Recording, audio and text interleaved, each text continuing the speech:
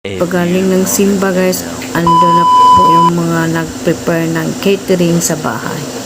Yan po yung unang inano nila, nilatag nila sa lagyan nila ng decoration.